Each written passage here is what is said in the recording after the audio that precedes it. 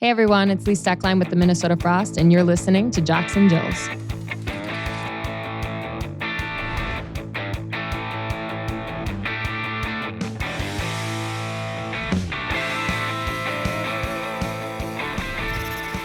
What's going on, guys? Jocks and Jills, episode 19. So close to double digits on the season. Tessa, how we doing? It's Julia Tasheri and Tessa Bonham. We are fresh off a trip from Quebec City, and we look like kind of haggard right now. I'm staring at you through Zoom. I like your Ohio State stuff, though. Thanks, all for a reason and a purpose. You know that, right? Yeah, I have you trained. It's a little bit crazy to me. Yeah, I got you trained well enough that you know. You do. I'll throw on my sweater tonight. So let's pull back the curtain a little bit for the people who are listening to the podcast. We're recording this pre-game Monday. The world will see this on Tuesday. And I appreciate, Tessa, that you'll be riding or dying with Ohio State either way. Absolutely. I will say this. It's going to be a good game, no doubt. I thought we were going to have a better chance to beat Notre Dame than we would have Penn State. So I was very happy that Notre Dame won. Now, I very well might be eating these words come Tuesday morning. I don't know. Regardless, you can't guys peel are hearing this it jacket live. off me. Can't peel this jacket off me. I'm wearing my Letterman jacket. It's glorious. Go Bucks. We got this.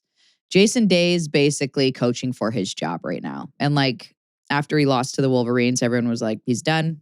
That's it. Move on. Start looking for a new coach. And he was like, I still have a chance. I still have a chance. We still have a chance. Let's go win this. And listen, the teams are playing unreal. So good luck, Notre Dame. All the best to you. Gonna have some friends over, watch the game, eat some wings, some pizza, take in the football game. Maybe, I don't know, dip a toe in the hot tub. I'm not sure. I don't know what I'll be feeling like. Depends how the game goes, Julia. I love it. Are you superstitious at all when it comes to fandom? I liked hearing all of Kylie Kelsey's Eagles superstitions for Sunday's game. Yeah, I'm too much of a fart in the wind to be superstitious with stuff like that. I kind of just roll with the punches and whatever happens, happens. And if something catches my eye in one rink, might not catch it in another. I don't know. Maybe I'll be really good at hacky sack that day, so I'll want to play longer. Zero superstitions. I got no goalie in me. No, you literally have no superstition. The fact that you're wearing wearing that jacket right now, talking about this game, people are going to hear this after the game already happens. I know, obsessed with that. Look, I'll own it all. I don't care. I will always back my Bucks. I do have to rip on you a little bit. I apparently, because I know, I love that. Was wearing who'd they lose to? Michigan this year, and I was proudly wearing the jacket the whole time. I know. It was called a jinx at one point. I won't forget that. I was just wondering if it was. I was just trying to see if there was any type of correlation. As Julia mentioned, we are just wiped, just so exhausted and tired. But we love hanging out with all y'all and have you guys all listen to us and whatnot. Julia, we are in double digits. 19 is 2 digits.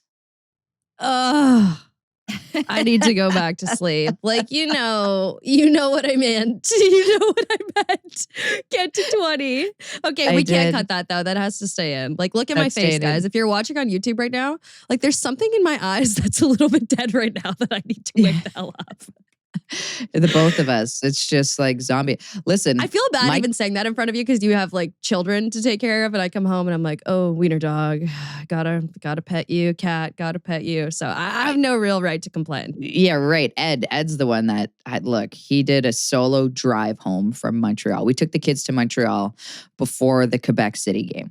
Okay, so we went to the Victoire game on Friday. We saw Montreal play a very good game against Minnesota. 4-2 win, huge win. We were sitting right behind the penalty box. Annie was licking the glass. Theo was dancing, having himself a time. They both had Slurpees. They're insane. It's amazing how instant it is when a kid takes a sip of a Slurpee, how completely insane they turn. It's wild. Really? Is that why giving them to kids after hockey was the safest? They needed their sugars replenished. Was that the not needed? But maybe that was the safest time. I don't remember going that psycho with my post-game slushie as a kid, but I can't be the one to judge that. So no, I don't think our parents knew better. Regardless, so we did that. Then on Saturday we did the Habs Leafs game, lit game, Annie's first Hab game. Dad had the kids all decked out, and Theo and Annie we put our coats down in our chairs. We were like, hey, let's go get snacks. And a camera guy walks by. He's like, your kids are cute. all of a sudden we're like, oh yeah, thanks. So I'm organizing my stuff. Ed's like, Tess, look, I turn around and they were both dancing for the camera on the Jumbotron. I'm like, oh, look at that. Our kids made the Jumbotron in warm-ups. Like, that's cool. And then whatever, the game goes on. Doesn't Annie get on the Jumbotron again? Like, how She's does... just a star. She gets on twice at Leafs Habs, the Jumbotron. This kid, I was like, you got to be kidding me. Unbelievable. She's having the best weekend. Ed was so proud. He was so stoked. Of course, the game didn't end the way he wanted it to. 7 unanswered. Leafs just take it to the Habs. Brutal. Just gut-wrenching. I was having the best night ever. Like, that was one of my great nights of life. I was so peaceful in my cozy hotel room in Quebec City. I was staying right downtown. I sent you a photo and I posted it on my Instagram story too. I felt like I walked into the book, The Hockey Sweater. Like, I felt like I was living in that. One of my favorite books, even though I'm a Leaf fan and I grew up a Leaf fan, I still love the hell out of that book. Just love the way it put you right in that setting. I ordered a poutine and a hot dog to my room, Uber Eats, and I watched Leafs Habs, big comeback for the Leafs. The snow was falling. It was like I was in a storybook, Tessa. Were you sweating after the first period though? Or were you like, nah, the Leafs are a second and third period team? I say I'm a Leaf fan, dude. Like, I don't have any emotional, like, it's. I just kind of say it because that's like what my family is. I don't really have any emotional investment in them anymore. I don't really care that much. If they wanted to be hype, but it'd mostly be hype because my dad's been a fan for so long. Like, I that's kind of why I get involved. I'm not going to be upset. I was upset that I didn't see Ryan Reeves and Arbor Jackeye fight. Sorry if that makes me sound like a bit of a brickhead, but that's all I was mourning from that game. Reeves, I'm not Reeves, but Jackeye ended up going Rempe the next night, which was huge. Yeah, that was cool. Anyways, but then I had to leave and go to Quebec, and Ed had to drive home from Montreal to Toronto. And for those who don't know, it's like 5.5-ish hours without kids if you're just going to basically drive straight and only pull over to pee. Yeah. So he had 2 different poop stops. He had a couple different pee stops, some snack stops, but he made it. He did it. What is that solo drive in total with 2 kids. tiny children? I think he messaged me that day, by the way. Well, we wanted to take them home after the second period of the Leafs Habs. And then when we were there, we're like, this is insanity. Ed's buddies, it was their birthday. They had a box, whatever. I'm like, you know what? If they want to sleep, there's couches over here they can lay on. We'll do that. We'll have a night. So Annie snuggled up with a little bowl of chips. Neither of them napped. Theo was fighting everybody. And then we got them home. So they didn't get to bed till like 11. And parenting fail. And then I left the next morning to leave bright and early to leave for Quebec City. And they all slept until 9:15. My kids, Theo never sleeps in past like 6:37. It's insanity how this happened. Anyways, so then I'd hit the road at 11, didn't get home till like after 6, I want to say. So it was a 7-hour adventure for him plus. It's a full day. That is a full day. Yeah, so it's you get on the understandable train. why he's sick. Yeah, for sure. For sure. He's fighting it. Shout out Ed. We used to give out points. I forgot we used to do that last year. We used to make Ed and Liam compete for who was being a cooler partner. Liam bought in when he was down by a couple. He was like all over every single one of our posts. It was hilarious. Ed was like, no, Liam beat me. I'm like, it's okay, Ed. It's just, every once in a while, I still find Liam in our like YouTube comments being like, great episode with a thumbs up. I'm like, dude, we don't do that anymore. The condo. It's fine. It's fine. I'm right Actually, here. Speaking of how tired we are and how much we've been on the road this month, this morning I got up to go to the bathroom and I get a text from my boyfriend being like, morning, babe. I was like, I'm here. Like, I'm in the bathroom. And he was like, oh man, I'm so confused. This is like, you've been gone all month. I have no idea when you're here, when you're not. He fully thought I was not in the province. I was in the bathroom. So that's kind of probably what it was. Thought the noise you were making were one of the cats. Yeah, exactly. Could have been. I'm just quiet in the morning. I just snuck it out. Anyways, fair enough. You made the journey from Quebec to Montreal, listen, or Montreal to Quebec. Here's my deal. You probably, I'm a big train person. I love riding a train. If I can ride a train. You're the CEO of train advocacy. You have advocated for trains on this podcast. One time we were going to Montreal for a CCM event and I was like, oh, the train. And you were like, the train. So we hopped on the train. Like, you sell the train better than anyone else. You do free promo for the train. I do. I love train rides. I don't know what it is. It's just so much more relaxing and chill. It's just like you got nothing to think about until your stop comes up and then you get off. And I always was like, trains are never really late. you kind of reiterated that to me. And I was like, here, look, I have the text. I'm going to read the text. I'll screenshot it for Jackie to put in the episode. Cutting it close. I arrive at 11:30. That bad? No, you got a half an hour buffer before our meet and greet starts at 12. 5 minutes from the rink. Should be okay. Cutting it close for sure. I'm right in the heart of Quebec City when I get there. I said, direct quote, meh, should be fine. Shrug emoji. Not fine. We're queens for cutting it close. And then I sent a follow-up text that says, not like trains are late. That is the direct quote that I said. Not like trains are late. Like I'm looking at the text message. I'm a dumbass for that. And that's just what it is. Yeah, it turns out we didn't even know what we were talking about because we met a woman named Amy on the concourse when I finally showed up. My train took off. A lot of amazing people in Quebec City. Like I was honestly, I don't want to say I was surprised, but just because it's the French language is so strong there.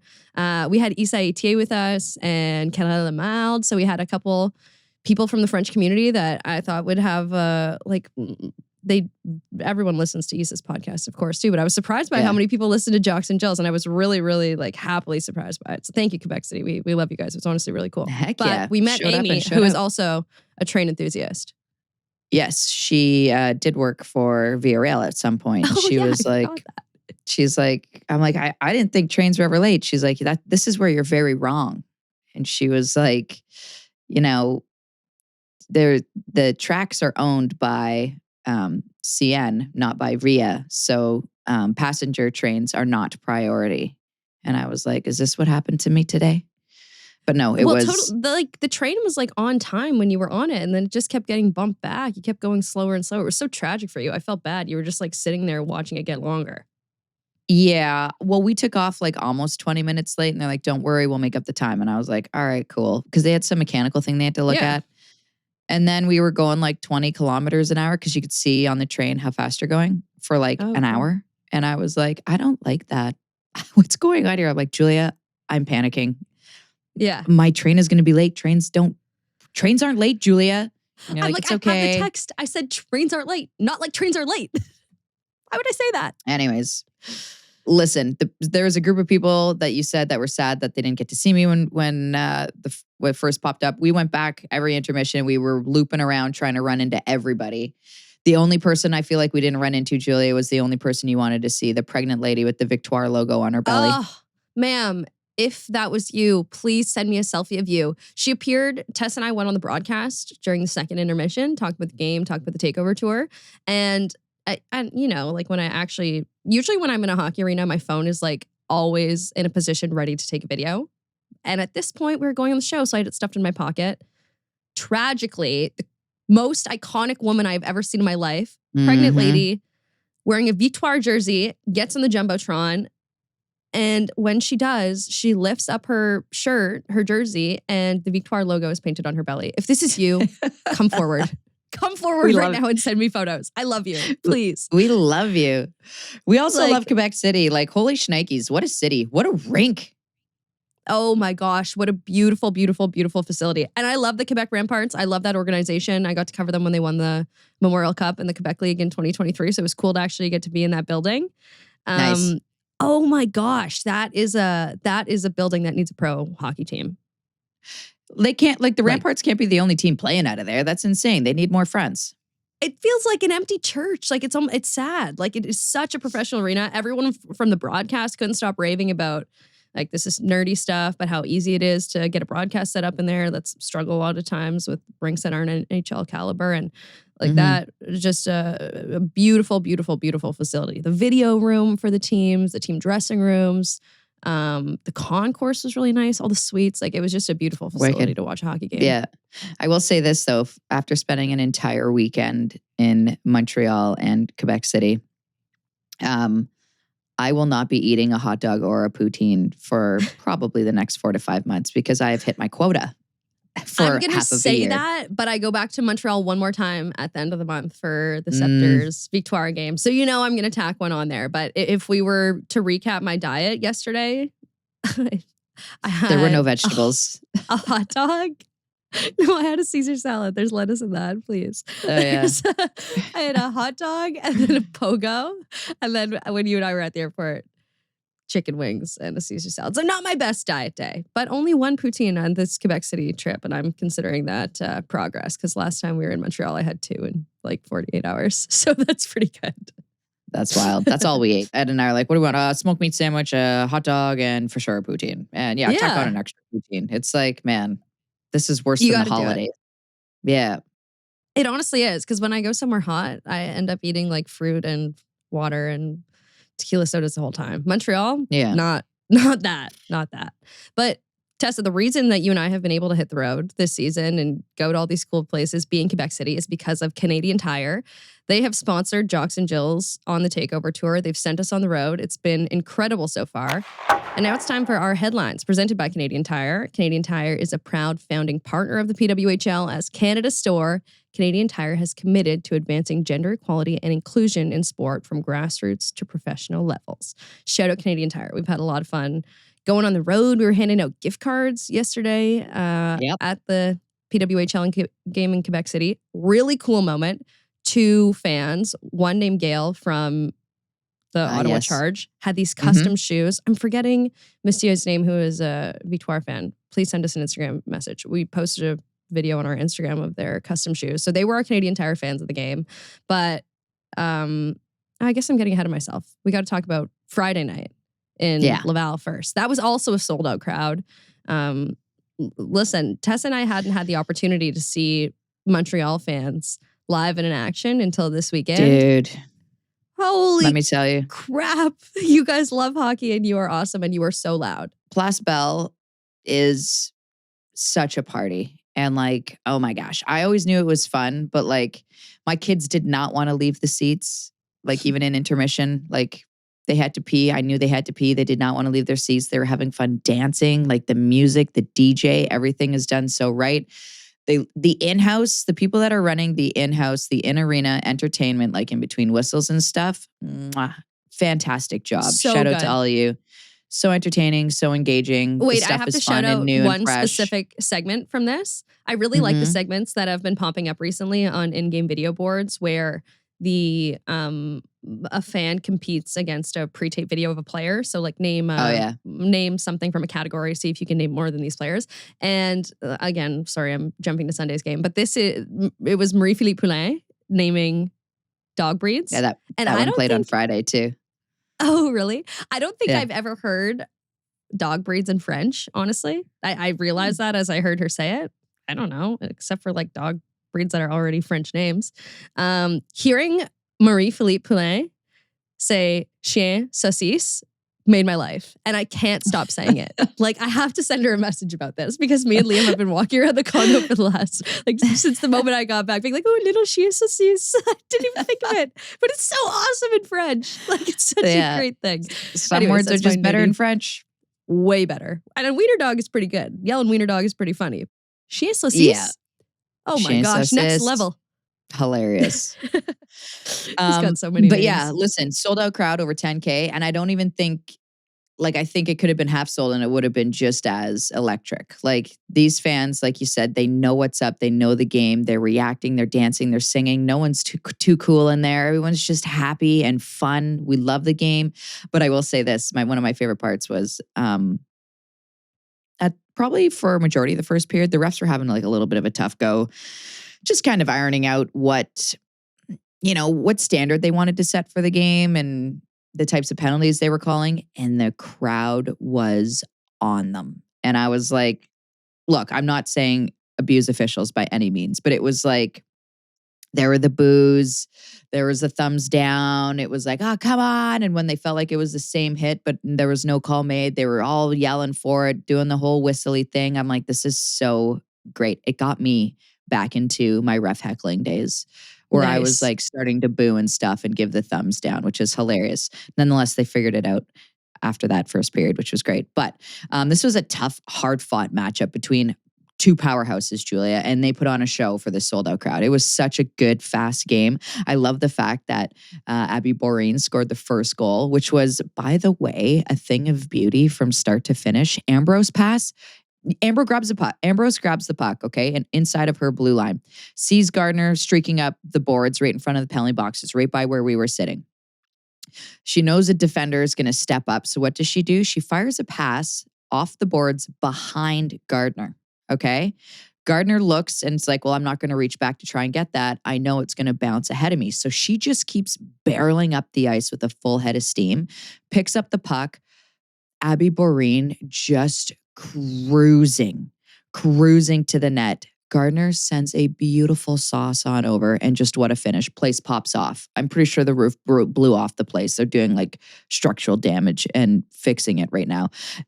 It was unreal. This place just went nuts, and so did I, because it was so great. Boreen scoring against her former team. It was such a beautiful play from start to finish, beautiful pass, and it was just amazing. And then you get Poulin, who had basically everybody fallen out of their chair with that power play goal.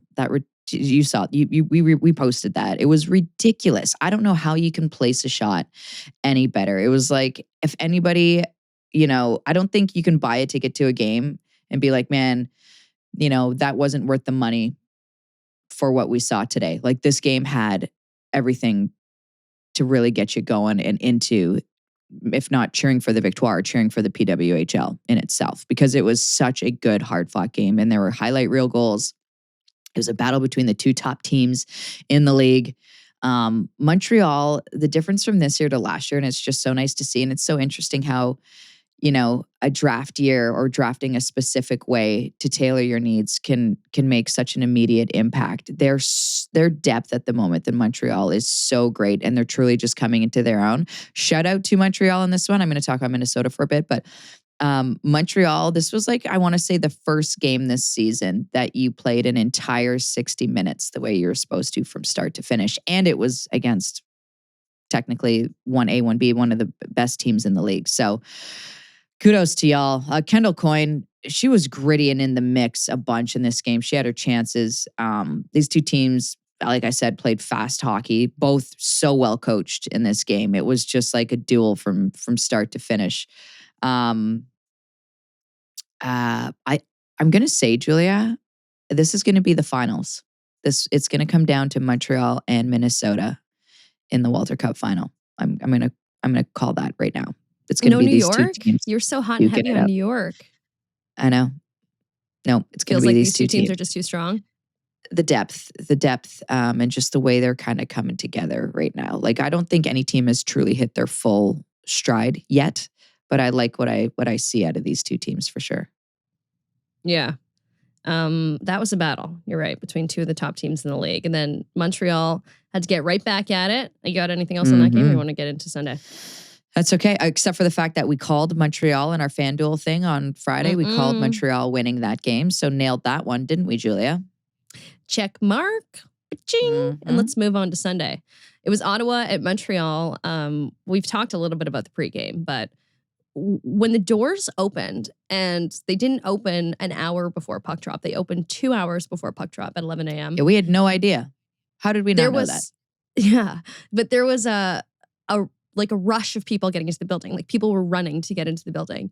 This was the first, technically, and there was an AHL team in there for a while, but they're counting this as the first top-level professional hockey game to happen in Quebec City since the Nordiques left.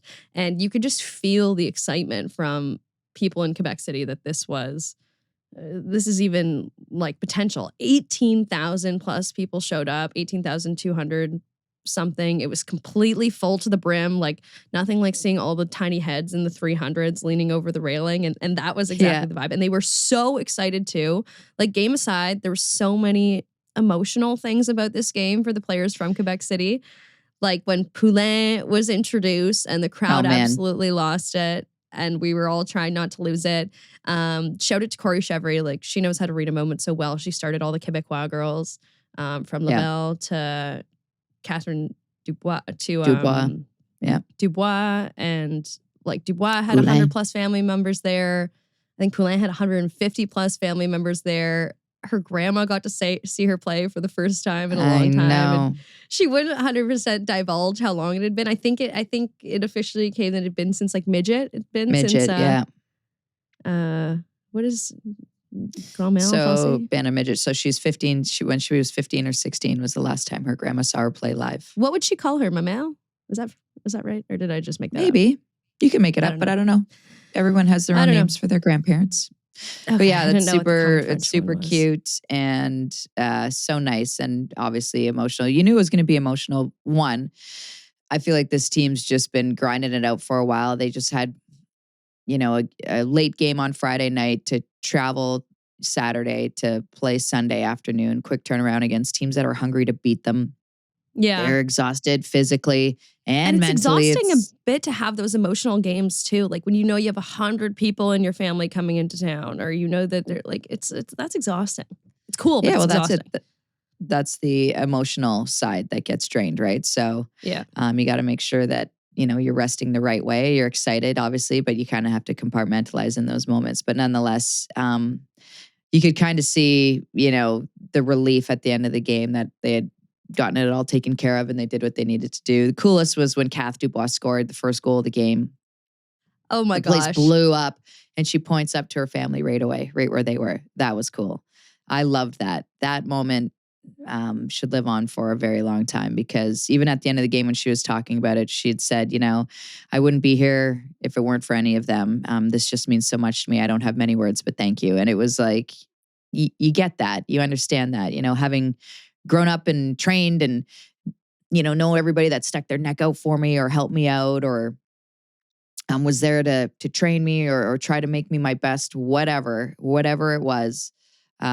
It's really hard to repay all of those people in a way that you feel is sufficient. And you could tell and feel that in Kath Dubois' message post-game when she was being interviewed after earning herself first star. So really cool moment to be a part of and to see. And like we said, Quebec City, my gosh, you guys are fun. Like that was so fun. And I don't know if it was just the fact that the rink was, the cherry on top. It was just everything was immaculate and beautiful. The poutine was glorious. The dogs hit right. I'm not sure.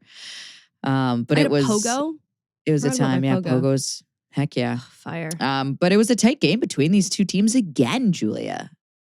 Like, I don't know what it is about Montreal and Ottawa, but like the first two games this season were what? One was a shootout, 4-3 win for Montreal. And then 2-1 was the next game.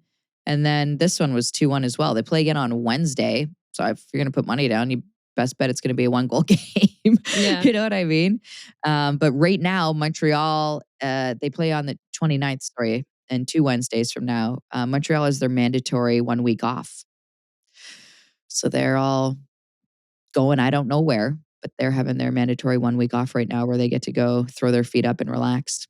Yeah, I've been seeing the New York girls bumming around in Florida and all over the place. Yeah, Nice to see everybody get a little bit of a mid-season break. So we're enjoying that. Speaking of best bets, so you got the Montreal game on the Friday. Yeah. You got the Montreal game on the Sunday, and I'm pretty sure we threw out there Kath Dubois as an anytime goal scorer. So not a bad FanDuel night for us. If you guys are riding our picks, like you did pretty good this weekend. I suggest taking our suggestions. Yeah, what the heck? So I don't know, not to pump our own tires, but that was a good one. Yeah, I feel like we can't. We could probably go 0 for 3 on Friday. We have no idea. I know. Like I feel bad, like even suggesting to follow us, but we got lucky. Every blind squirrel finds a nut. We honestly can't talk about the Ottawa Charge playing lately without mentioning Emmerich Smashmeyer. Like I know. She continues, even in the midst of a couple losses, to make her case for MVP. Like she's steady Eddie back there. Unreal. 33 saves. 33 save performance for her. She earned second star, and rightfully so. And like you said, if there's one thing you can always count on in a game like this, or any game really that Ottawa is playing, it's the fact that Emmerich Smashmeyer is going to show up and show out. My thing is like, okay, she's doing this well, riding this train. When does she get tired?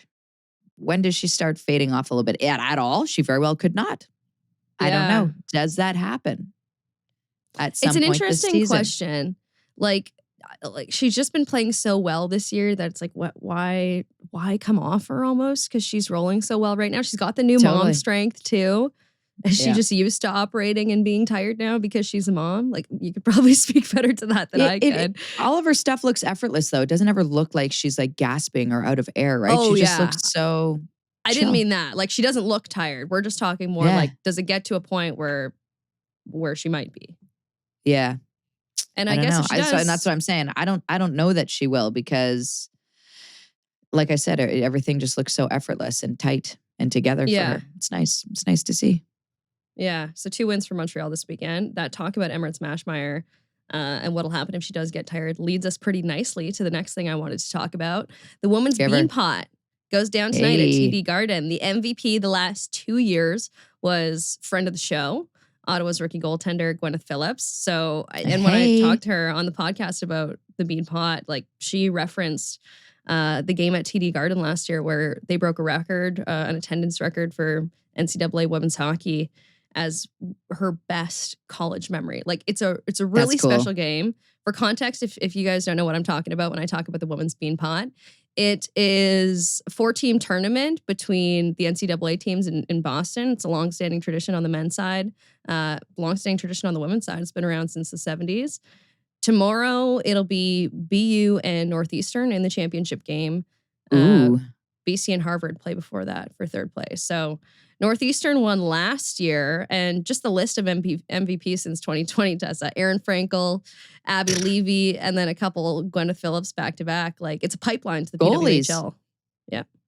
All tendies. Yeah. Yeah. They're low-scoring games, those championship games, but yeah, if you guys want to take a look at kind of what the future of the PWHL could be like, some really highly touted NCAA players in this game. And I know that there's going to be some Boston Fleet players in the house dropping the puck and signing autographs as well. So I like that. Cool Boston women's hockey night going down tonight. If you don't have tickets already, I think there's some still available. They're looking to make history again at TD Garden. So make sure you guys support that. Let's keep her going, Tessa. Our player interview this week. This is also presented by Canadian Tire. A proud founding partner of the PWHL as Canada's store, Canadian Tire is committed to advancing gender equality and inclusion in sport from grassroots to professional arenas. And Lee Stecklein is our interview today. And, you know, she's someone that's been around the game for a long time. I called Mashmeyer Steady Eddie between the pipes for Ottawa just now. And I feel like that kind of rings true for Lee Stecklein when it comes to not just the Minnesota blue line, but the USA blue line for a long time too. She's probably one of the most well-respected players in the league from everyone. And she's just a joy to hang out with in such an easy conversation. And I think you get all of that from here. Lee is just, like you said, a steady Eddie, very positive and just very realistic. I don't know. She just takes things as they are and puts a smile on her face and carries on. I love it. She's one of my faves. Here she is, guys. Lee Stecklein on the Jocks and Jills podcast presented by Canadian Tire. All right, it is with great pleasure that I get to sit down with one of my most favorite defensemen in the entire league, Lee Stecklein. Welcome. Thank you very much for joining us here on the Jocks and Jills podcast. Thank you for having me. I got to start this off because I read, we usually start these interviews with the beginning, but I read an article and it made me chuckle. You addressed it very kindly, but you're nicknamed the Big Unit. Oh. This is like the funniest thing to me because when I hear like a nickname like that and you think of a character, like I would think of like someone that like is out there really playing like big and mean. But like for you, it's like you're the kindest person I think I've ever met, the most well-spoken, and you just play like proper hockey. So how does that nickname resonate with you and how did it come to be? Yeah, I think, so I had Coach Klee when we were on a U22 team and then the national team. Right. And he called me that then, and I totally forgot until he came back and was coaching us last year. And the first time I heard it, I was like, oh, that's right. Oh, yeah. And I feel like the first time, part of it was I was D partners with Emily Falzer. Oh. And so the height difference was just pretty crazy. Mm-hmm. But yeah, I like the nickname. You're right, it's not my game. I'm not like crazy physical or huge, but it didn't stick. So no one else on your team called you it? It was strictly just him. This is a you and him thing. Yep. He's always called me Big Unit. And he felt pretty bad after he said it publicly. He was like, I'm sorry. Maybe I shouldn't have said that. But I'm 6 feet tall and it's been a huge part of my game. So I'm happy to be big. Well, I wish I was 6 feet tall and I wish I did have the nickname Big Unit as well. So what was Lee Ethel Stecklein like as a kid growing up in Minnesota? I feel like it's obvious when you do grow up in Minnesota how you stumble upon hockey, but what was your story in falling in love with the game? I started, I think, when I was 6 years old. Neither of my parents played hockey, but like you said, we're in Minnesota. Hockey's everywhere. I think my neighbor played hockey. And so my brother and I joined a mite team and we loved it. And my sister, who's 3 years older than myself, I think she was playing basketball at the time and saw how much fun we were having in hockey. And she was like, I would like to try that too. So we became a hockey family pretty quick. Yeah. You guys made her switch? Yeah, she wanted to. She saw us at the rink, I think, and was like, that looks really fun. I'd like to sign up. And so she was U12s maybe at that time. Yeah. So yeah, we all ended up playing hockey and loving it. So it was like family mini stick. Yeah. Nonstop. Walls were being ruined. Yeah, my brother's 1 year younger. So we battled. Yes. Competitive kids. I love that. So did you ever play basketball too? Because you do have the height. No, I never played basketball. Tennis and soccer, Tennis, soccer, lacrosse. Yep.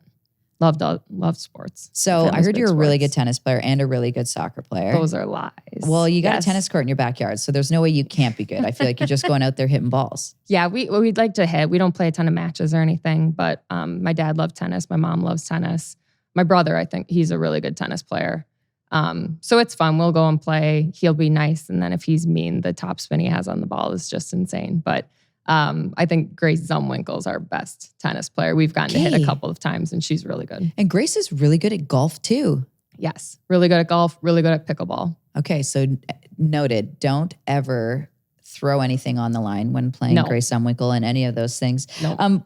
But you loved soccer as well. I felt like growing up for myself, anybody who was a good hockey player often also played soccer. The cross training kind of helped. Did you feel that way too growing up, or was it just like hockey season's over, let's get the soccer cleats on and get ripping? I love soccer. I thought for a long time that I might end up playing soccer for longer. I don't know if I was any good at looking back, but it was super fun. My parents were soccer coaches. Yep. And I had a lot of close friends that played soccer. So my parents' rule sort of was whatever season it was in, like that was the focus and your commitment at that time. So for most soccer stuff, if it was summer, I wasn't missing soccer for hockey stuff for a really long time. And if it was winter, I wouldn't miss hockey stuff for soccer. Obviously, that was maybe easier to do back then, but. Yeah, it's kind of crazy thinking back now. Like imagine if we grew up in this time when people were still, where people still play hockey in the summers. Do you feel like you would have enjoyed that? Or do you think your career would have taken a different path in a sense where you would have, at that time, do you think you would have picked soccer over hockey? I might have at some point. I don't know exactly when it became all hockey for me, but like you said, I think the cross training and the playing a bunch of sports was huge. I mean, injury prevention, like all of that stuff too, just the break, changing it up a little, learning just how to play like games, different games, reading situations. I think playing a bunch of different sports, I don't know. It was even tennis, getting to play a bit more of an individual sport and having it be, I still played doubles, but.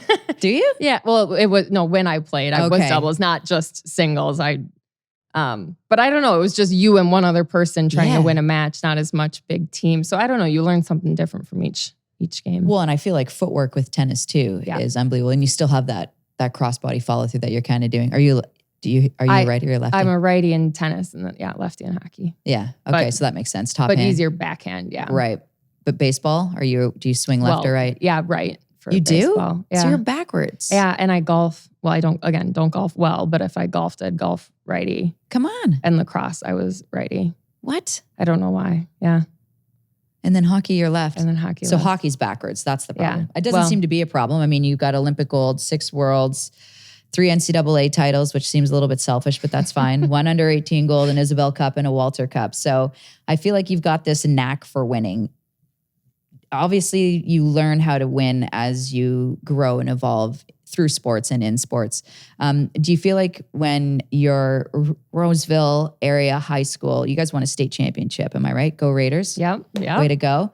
My roommate, Erin Keys, from Ohio State, she'd always say, go Roseville, go Raiders. And I was like, I have no idea what that means, but I'll cheer.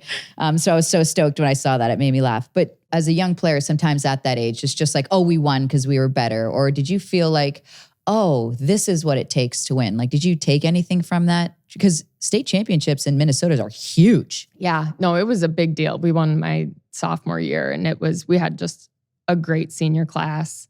I don't know if I processed at the time, but when I look back at the teams that have won, I do feel like it just makes sense. Like you've just had rock solid leaders and people who are showing up every day and doing the right stuff. And very, again, in my head, it was very unselfish. Like I never sensed that anyone wanted it to be about them. Those games, when you look at the championship, it just felt like it was line after line rolling. And I don't remember much of most championship games because you're just in it and it feels like everyone's sort of in that mode. Mm-hmm. This is a weird thing that I have, but like I've never watched back the Vancouver 2010 Olympic game because I like the memory that I have in my head of it, and I don't want to ruin it or change anything. Some of my memories are probably very wrong. Are you the same way? Yeah, I don't usually watch them back. I watched the 2018 one back. I think it was on TV once. Did you? And my heart rate was so high. Like I had forgotten, like you said, I remember it one way and watching it back, it felt like a totally different game. And I knew the outcome and I still was anxious and nervous watching. Isn't it funny how like when you're in it, you experience and feel it differently than when you're watching it, how you feel and experience it? Yeah. I feel like that's got to be the same for coaches and stuff. But as a player, that feeling, from team to team, when you are winning like that, I feel like when there's a moment, whether it's in a season or in a locker room, when you finally feel that team click, you're kind of like, okay, we got something here. And I feel like you were always such a natural leader. You still are. It blew my mind when I was just reading up on you and stuff that you're 30 years old, because I see you as so experienced and so well-spoken. And I just feel like you're beyond your years. And I have a hard time believing it right now, but even listening back to you, I was listening to this interview and then I looked at the date. I'm like, she was in like second year university here. And I felt like, but I think that just comes with maybe the way you were brought up or the way your parents taught you or trained you to be an athlete. Is that the case, or is just who you are to the core? I don't know. I feel like I'm going to tell my teammates that you find 30 young because they call me a little old. But they call you old? Oh man, yeah. This is so bad for me. Well, no, I've always said I'm aging into my personality. I've been pretty much the same since I was 18, 19. Right. But I don't know. I want to give a lot of credit to my parents. They both were phenomenal athletes themselves. My mom played soccer at the University of Wisconsin, All-American. And my dad is just a great athlete. Anything he picks up, he's great at. And I was so fortunate to have them both as coaches. He was my coach in hockey sometimes too. Like I said, she coached soccer. Yeah. And he's the only tennis coach I ever really had. And right. You just learn so much, and the way they encouraged me to self-evaluate. I felt like that was what they emphasized most. They didn't need to tell me if I had a bad game or a good game. They wanted to make sure I had a good attitude and a good effort, and that was their focus. And then they encouraged me, how do you think you played? Was usually their first question. And I think that was good, learning that early to be evaluating. And it's, okay, it wasn't your best game, but why wasn't it? And thinking about things in that way, I think was really helpful. Parenting hack. It's like they were able to take their coaching hat off, but still coach you by being a parent. That's really cool. Yeah. You went to the University of Minnesota. You're a Gopher, which is fair. I won't hold that against you. It's fine. It seemed kind of obvious that you would end up a Gopher having grown up. I feel like everybody wants to be a Gopher if you're in Minnesota. But how did that come to be for yourself? Were you recruited? Did you have to pitch yourself? And then obviously your 4 years there, you won 3 national championships. So I'm assuming it was a grand old time. It was the best. Yeah. I growing up, like you said, I always wanted to be a Gopher.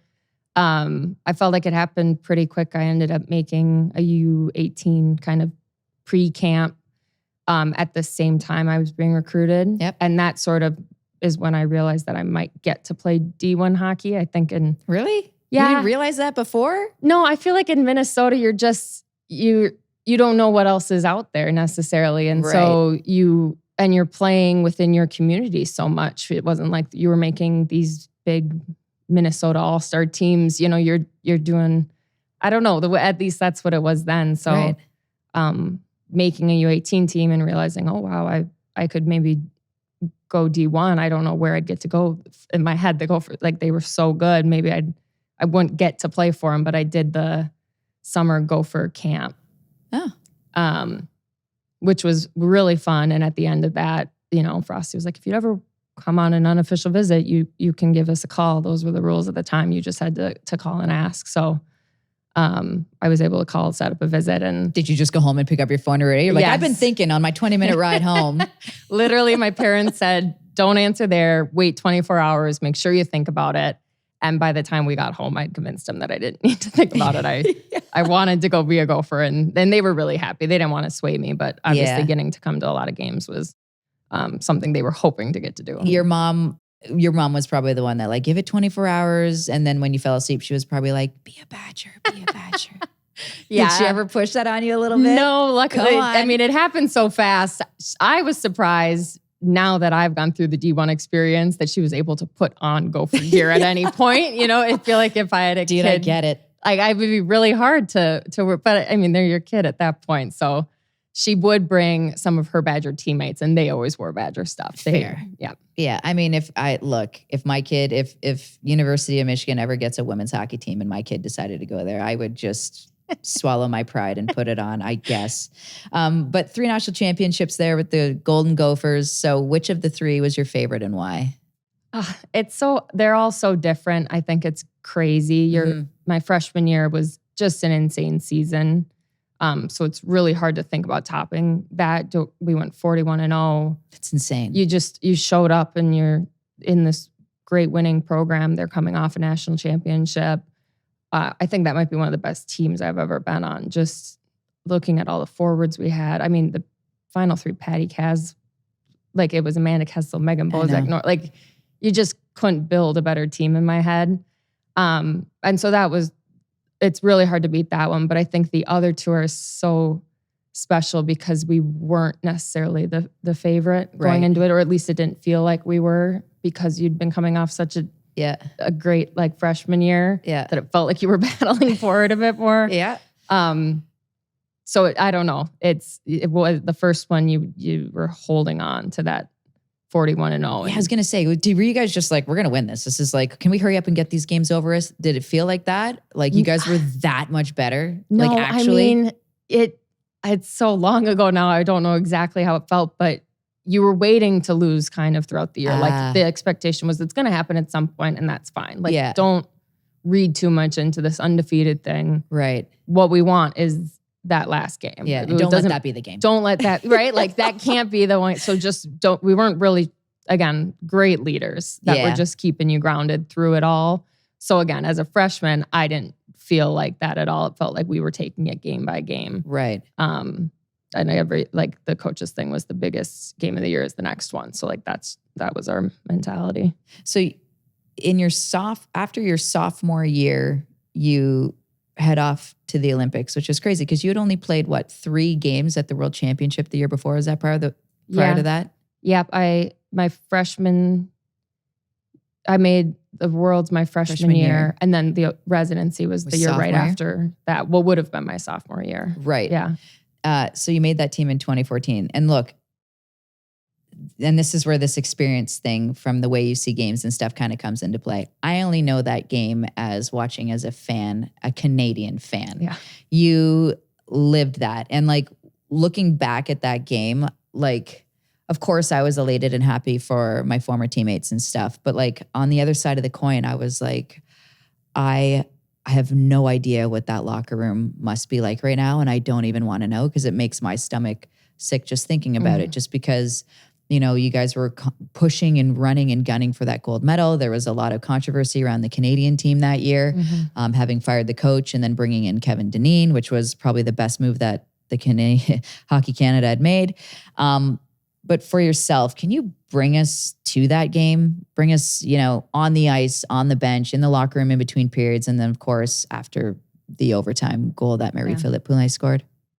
It's crazy to think about. I remember just kind of feeling shocked because it did feel like our year. Like I felt like our team, you're going through so much in a lead up to an Olympics, and the people we had in that room were incredible. And so I was brand new to the experience and just trying to soak in every moment seeing what it took to be the best. Like I was watching the best every day and trying to learn everything I could so that I would be able to do that and make the team and then help that team go win a gold medal. So I was you're just so in it that the game is a blur. I really don't remember much. I remember the posts and you guys had a 2-0 lead, and then a puck goes in off of Brianne Jenner's butt, basically, and in the net.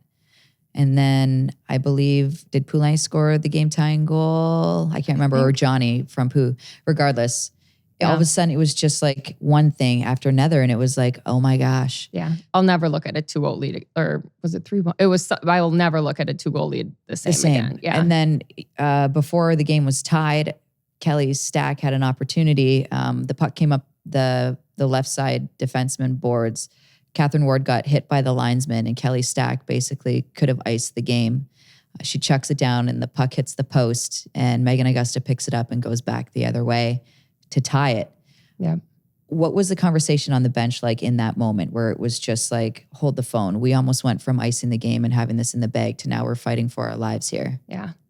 I mean, at that point, like I said, the leaders were like, that's the hockey game you're in that moment. Right. Like, that's what it is. There's so much you want to be like, how did we get here? Yeah. And at that point, you can't. You're just there. Yeah. And so again, it just felt like we just needed to keep rolling and doing what we needed to do. I felt like in between, I remember having to walk off the ice in between the third period and overtime. And we had to walk by. They might have been the bronze medals, but like they were ready for the ceremony at that point. So you had to like walk by them to get to your room. And again, I do give like our leaders refocused. Like we were ready to go out there. Like I don't feel like in my head anyway, we had this lull that kept us back, but it's a hockey game. And I think there were some penalties and they go down and score, and it's like, it just is what it is. And you want to take a few things back in that moment. But I remember being so, again, just in shock after. Yeah. And you're so young, really. Yeah. And you're holding your first Olympic medal and you feel like, well, I should be excited. And at that moment, you're just not, because you're looking at the people who really built that team and built it. And you were just trying to be the best you could be for those people in that team and get them that gold medal that you knew they'd been pushing for. Yeah. For not just the 4 years, but for so many, much longer. So I just remember obviously disappointed for myself, but just heartbroken for a lot of my teammates. Do you feel like that was a moment in your career that, you know, helped shape you? Or I always call it an experience bank, where you make a deposit and then you can withdraw from the experience at any time. Do you feel like that was the biggest deposit that you've made in your hockey career that helped shape you to the player you are today? I think that year in general, definitely. And that moment, that game, like I said, every 2-goal game since. You're not scared of it anymore, but it's Take it seriously. You had that very early reminder that hockey is a crazy game. Yeah. And anything can happen at any moment, and there's no safe moment. There's no safe time. So it was definitely, huge learning going from that Olympics back to college, but to U22 team and all of that stuff. And all of a sudden you are this experienced veteran who's been to like one Worlds and one Olympics in such a short time. It was crazy, but again, it was such a good group there. And then there was so many new players that came in after that I've gotten to play with for a really long time then. And that just, when I talk about those teammates, they're just some of the best people I've ever met. 2018 rolls around and the feeling was what? Just committed. Like it's happening this time. And was that the sentiment in the locker room, like from the beginning when you got there, like enough? Yeah. Like I think every person in that room would have done anything to get that gold medal. And I think that's true of probably every team, but still there was just something where it's like we were going to do absolutely everything we could. And like I said, hockey's a crazy game and you can't control anything. Obviously it goes to a shootout. Like you never thought that would happen. But every person in that room, just like I said, the unselfishness we didn't care who did it, who did what, who got credit for what. It was just rolling every player, every D, every goal. I was just ready to do whatever they needed to do. After finally getting that gold medal, did your silver medal, I guess, feel better to you in a sense that like it really helped drive that 2018 and make it feel that much better? Yeah, I do think losing when we did as a program, and again, then I had not been a part of anything really post 2010 loss. So the way there was no off time. Like every day you're training for that gold medal. I'm sure it was driven in part by that silver 2014. But you still don't like it? No, you just don't. I mean, it's life. You can say it. Be honest. It's just, you always want to win them. And obviously you want to go back and do stuff different. But if it helped get to the 2018 gold, you're right. That's good. But it's still in the back of your closet on the ground under your sinkies. Yeah, got it. There was actually a moment where you were going to step away from the U.S. national team and you decided to come back. What was the thought process there? Yeah, 2018, obviously it's a crazy, stressful residency, a crazy, wonderful Olympics and post-Olympics. I was done with college at that point and just thought maybe I want to see what's next. I missed it pretty quick and I was invited to a winter camp and was like, yes, I'd absolutely like to keep going if I'm able. Obviously, it's a few months off, but because it still feels like a long time when you're not there. Totally. Mm-hmm. Yeah. Because you had gotten a job with Cliff Bar, right? Yep. So you were like actually in the industry working, you had a full-time job and you realized, I don't belong in a desk, I belong on the blue line. Yes. Was that the case? Yes, exactly. Actually though? Well, no, I did love working for Cliff Bar and they were a great company and I kept working for them while playing. They were awesome and flexible. And I think having both was really nice because I had been in college and had, other stuff going on. And obviously the PWHL didn't exist yet. So it wasn't the same sort of full-time commitment. So to have something else to get that experience, I'm really happy I did that. But being able to do hockey now full-time is obviously amazing. It's pretty sweet. It's pretty great. I got to say. So you get, you join the Minnesota team, the PWHL Minnesota team. You're now the Frost, but inaugural season. You're on that squad alongside Kendall Coyne-Schofield. Can you just talk to me about, the dynamic between you two? I thought it was incredibly, I hate using the word cute, but your post-game presser after you guys won was like the cutest, sweetest thing ever. I just wanted to give both of you hugs. And then Kelly Panic walked in with a beer in hand and her glasses on, was like, you guys gonna come party or what? Yeah. And I was like, oh, that's a good moment. But just the way you guys talked about each other, I feel like you're two very sturdy pillars in a locker room. Like when I ask people about you, it's just like so level-headed, so professional, like best teammate ever. So is that Kendall rubbing off on you or are you rubbing off on Kendall or what's it like having that dynamic with her and that friendship with her? Kendall I love talking about Kendall. She hates when we talk about her. I know. But she is a pillar is probably the perfect word. I met her when I was 18 and she was 20, she's just a little bit older, but she has been a professional since I think she started playing hockey. Like she has been that focused and committed to her own training and then her friendships as well. And so despite not being much older, I think I've learned so much from her. And just getting to see how, like I said, her commitment to her own training, all of that, you can't meet her. Like she sets that bar so high. But that's, I think, part of what makes her a great leader. She holds herself to this incredible standard and you want to meet it. And like you said, in the locker room, Kendall, I think, is so great at leaving room for everyone to be exactly who they are.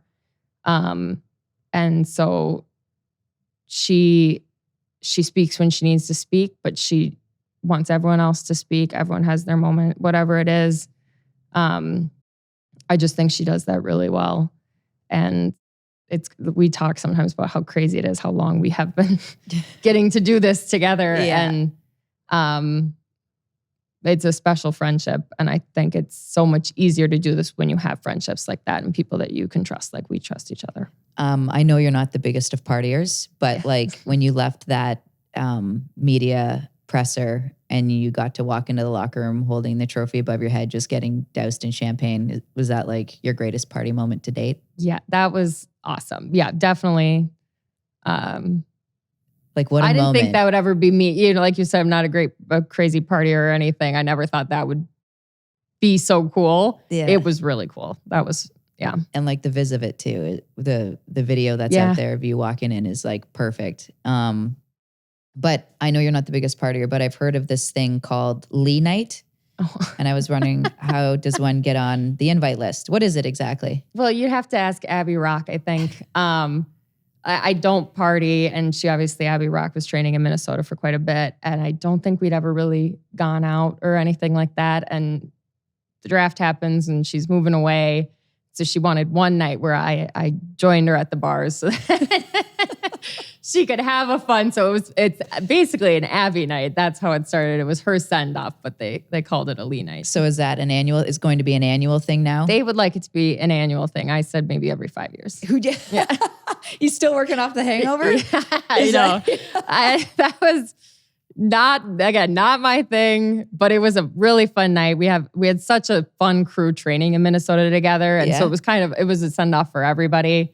Who was in the mix? Savannah Harmon, Sophia Shaver. Obviously we miss her like crazy now that she's retired, but Hannah Brandt, Hillary Knight. I don't remember if she was there for Lee Night, but she was training with us in Minnesota for a long time.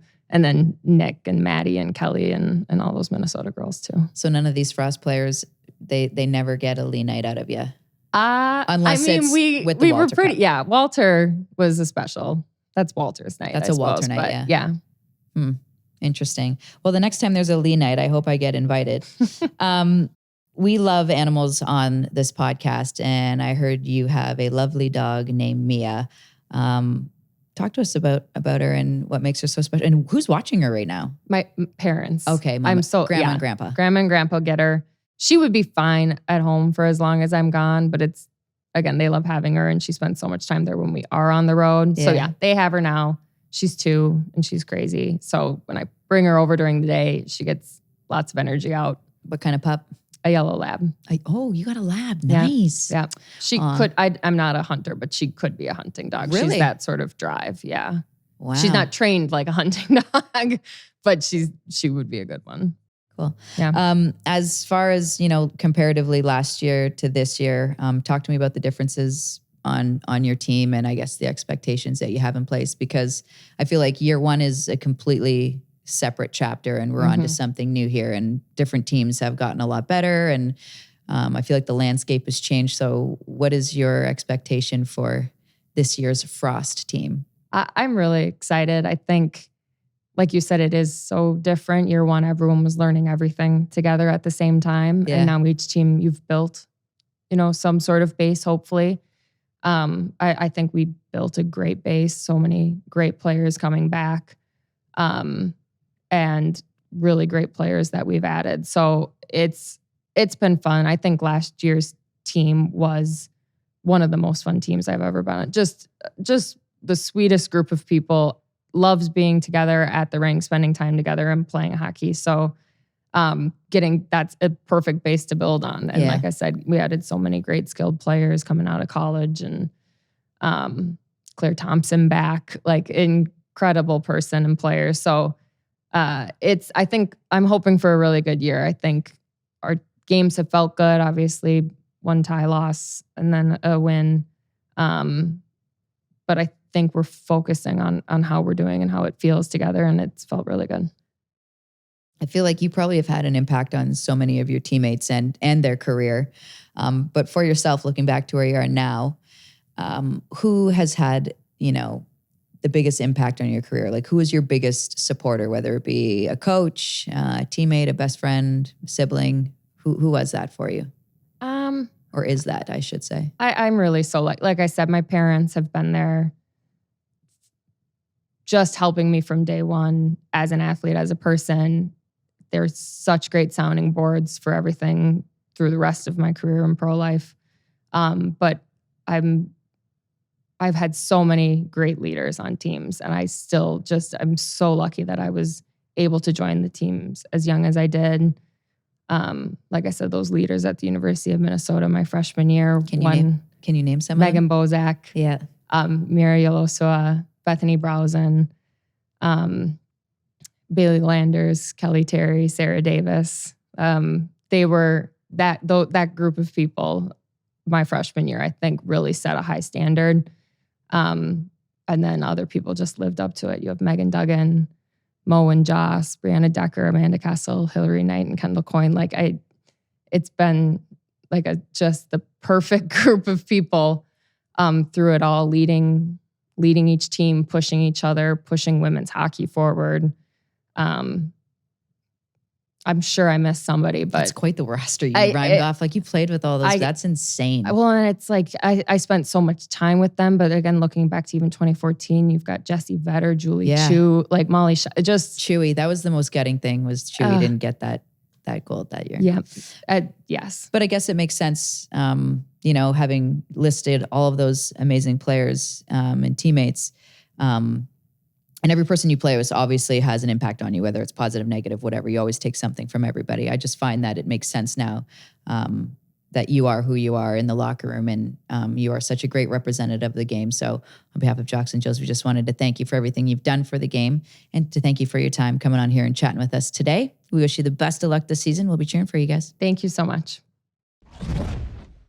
I've said it before, Julia, not all nicknames get to be picked. And for Lee, she just puts up with hers. And unfortunately, fortunately, maybe it's only Ken Klee that really uses it. Dude, that's right? pretty epic. The big unit. I used to play with a guy whose nickname was the Fridge. Like, that's a bad one. Ooh. And he was just like, and it kind of reminds me of the big unit. He was just a big rectangular shaped dude, and you didn't want to run into him on the blue line. Like, it's kind of a boost. Yeah. I think it's just because of her height. I'm going to say it's her height. However, yeah, you don't get to pick your nicknames. You just get to pick how you react to them. Yeah. And the more you fight them, I feel like the worse it gets. So you just got to own 100%.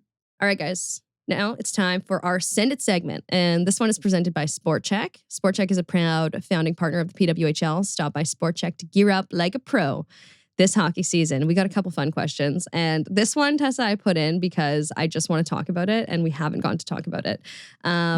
It's from Sherry Hebden. If there isn't a pic of Tessa with Bonhomme, I'm lodging a complaint. Yeah, lodge it to Via Rail. Yeah. Bonhomme was around. We needed to get Tessa to meet Le Bonhomme Carnival. If you guys are listening from the States, Quebec City is famous for their Winter Carnival. The mascot for Winter Carnival is Bonhomme de Neige, which is a snowman, and he's wearing a Saint Hill fléché like the Voyageurs wore. That's a throwback to my old historic days as Annabelle. We got to reference her where we can. Oh, played Annabelle. We got to reference her where we can. I missed my relative. I missed him. I didn't get we have to go back. I think you should bring the kids. You have the best Bonhomme de Neige hat too. You should bring the kids to Carnival. Like, we should go. You have to. There has to be a meetup between Tessa and her long lost. What would he be to you? Like your uncle, your cousin? How do you feel related to him? Well, he's been around for a very long time, so it would have to be like a great aunt or uncle or something. But he's just still around. Yeah. Yeah. I don't know. But you guys are definitely related though. You have similar vibes. Huge. You know who else is funny? The Remparts mascot, Champion. He was hilarious. Very good dancer. Really? Yeah. Nice. I dig a mascot that can dance in the suit. Yeah. It's a job being a mascot, let me tell you. I feel like not all kids are nice to you, and there are adults out there that are kind of jerks too. You know? Yeah, no, I totally agree. It can't be fun to be in that suit either. Although, maybe it would be. I don't know. It would be really hot. I'm going to assume it's anyone between the ages of 16 and 20 that are in there. Oh God. Okay, I gotta tell you this story, and I have to expose my friend Abby for a second. Abby, my best friend since I was a little kid. We grew up playing hockey together. We live like next to one another in Toronto now. She works for the NHL. I'm exposing her badly with this story, but it's really funny. She worked for a couple junior hockey teams before she made her way to the NHL, and in Mississauga, and our junior team in Thunder Bay too. And when you work for a junior A team in Thunder Bay, like, so it's all hands on deck. Sometimes you got to do weird jobs. And one night, like, she's in business ops, she had to be the mascot. And everyone was like, oh, that kind of sucks. And she was pretending that she wasn't looking forward to it. Tessa, she became obsessed with being the mascot to the point where in Mississauga, if they're ever short, she goes out and does it. She does, She's eh? like obsessed with it. And she's so good at it too, is the thing. I love she's that. 26 years old. Oh my It's the God. best thing ever. So you know what you need to tell her? Yeah. There's a mascot university. And it is Maybe in she Quebec. needs to go. Like it feels Yes. it's in Quebec. Yes. Maybe that's why that's obviously why their mascots are all so good. They have great mascots. Anyway, Like, sorry to expose so my at- friend Abby like that. At but- men's world championships and stuff and like all these major international tournaments, they hire mascots from the university because they're so good. Wow. Yeah, I tell feel her like she might have she missed should her go in. calling. No, it's Yeah. not missed. Never too late. Get after it. No, she does it in her spare time. She might It not could be- even need it. Yeah, I know. She might just go and they'll be amazed by her, like Gwyneth Honorary Phillips in the degree. circus. Yeah. Yeah. She might just impress Anyways. everyone. Thank you, Sherry, for that observation. We completely agree with that. This is a longer question. It's from a Boston Fleet fan. I'll just kind of skim over it. It's from Maggie Moyer. She sent us a lot kind of message about women's sports in Boston and the state of the team. And she was disappointed in the attendance in Lowell. And she gave us a breakdown of the traffic situation. And she just kind of let us know, like, people love this team. It's just really hard to get out to Lowell on any given night. And she gave this great, and this was earlier this week, she sent us this message. As you both know, women's college hockey in Boston always been popular. She referenced the Beanpot being played at TD Garden. And then she talks about the BU Arena. Well, we have great news for you, Maggie. The Boston Fleet have officially moved 2 games to Boston University this season. Yeah. About a 7,000 capacity rink. Like, are you excited about what this could do for a couple games for the Fleet? Yeah, I think it's going to finally show, and they deserve it as well. Both fans and players alike, just who their fans actually are. It's going to be like she said, much easier to show up as Agganis Arena. Is that correct? I'm so proud of you. I was like too nervous to say it. So I was hoping that you do. I could be very wrong. Great. I could be very wrong. That's how I read English. Anyways, yeah, I think they're gonna have a packed house, and it'll be nice for them. A little bit of a reinvigoration, if you will. Getting the fans rallied around them. We had a full rink, get it loud. And in all fairness to them, yeah, Lowell was a ways away. It was hard to get to even when we were, out there for the playoffs last season. Right. But that place was still packed last season during the playoffs. But like she said, midweek, middle of winter, it's tough.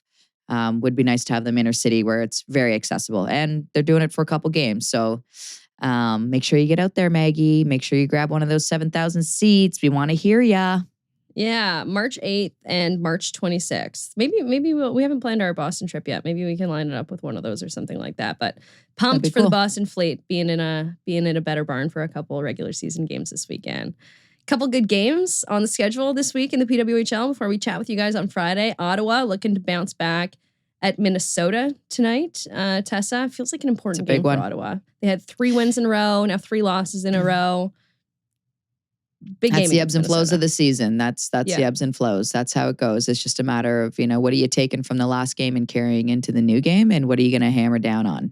So Minnesota's coming off a loss of their own to Montreal. Both these teams reeling from Montreal losses. So it'll be interesting to see who comes back. Look, Ottawa plays Montreal really well. There's no reason they can't play Minnesota very well, right? Yeah. Keep it nice and close. Minnesota's got Nicole Hensley back. She played their last game. I don't know if it'll be her again back between the pipes or if Rooney's going to get the nod. However, nonetheless, every team in this league says it. Every team has a good goalie. You got to take the eyes away. So if I'm on Ottawa and I'm looking to make an impact or a difference for my team, the first thing I'm doing is standing in front of that net and making that goaltender's life miserable. Yeah. And then it's Toronto in Boston on Wednesday. Toronto got that win like a week and a day ago. It'll be by the time they play that game in Boston. So they'll try to keep some momentum going. Can you keep momentum from week to week? I don't know, but it seems like they have good vibes going right now.